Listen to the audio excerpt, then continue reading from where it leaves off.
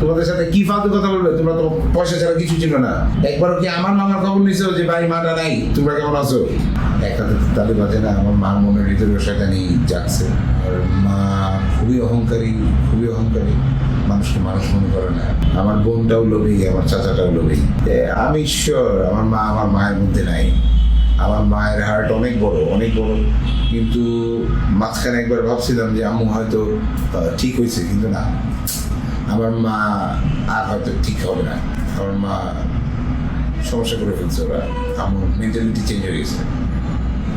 আমার মেন্টালিটি নাই ওরকম।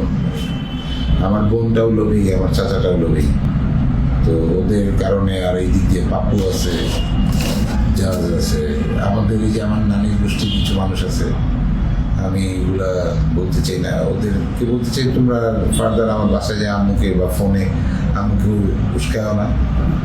এক হাতে তালি বাজে না, আমার মার মনের ভিতরে শয়তানি জাগছে।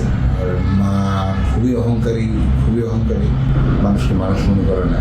টাকা থাকলেই হয় না, সম্মানটা বড় ব্যাপার। আমার বাবা বেয়াদব, আমার বাবা লোভী, আমার দাদা বের করে দিচ্ছে। আমার মা উল্টাপাল্টা কথা বলে, বেয়াদবি করে, আমার দাদার সাথে ম্যাচ করতো না। তো আমার মা জোর করে এসে আমার নানির বাড়িতে থাকে। নানিকে যথেষ্টই দেখছে।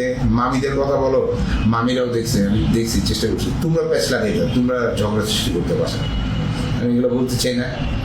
তোমরা বোনেরা ঝগড়া করতে, এগুলো খেসারা টানতে দিচ্ছে আমার মামিদের।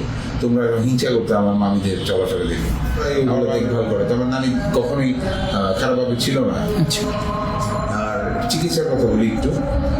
স্কয়ার মেডিকেলে ছিল আমার নানি। আর আমার নানিকে আমার মামা, ডিপজল মামা, বড় মামা, অজস্রবার you can see her passport.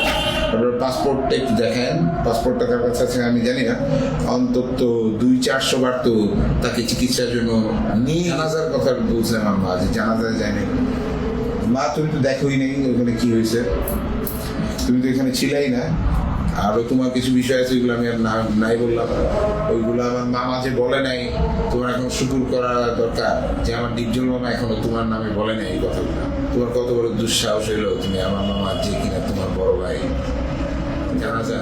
জানাজাতে তো আমি ছিলাম, আমার মামা ছিল, তো আমি নামছিলাম তো কবরে আমার নানিকে নামে। আমার ডিপজল মামা কান্না করছে, তো কম করে নেই। মা গেছে গিয়া, তুমি তো মেয়ে মানুষ, তোমার মা গেলে গিয়ে তোমার গায়ে লাগবে, তোর স্বামী আছে। তোমাদের সাথে কি ফালতু কথা বলবে? তোমরা তো পয়সা ছাড়া কিছু ছিল না।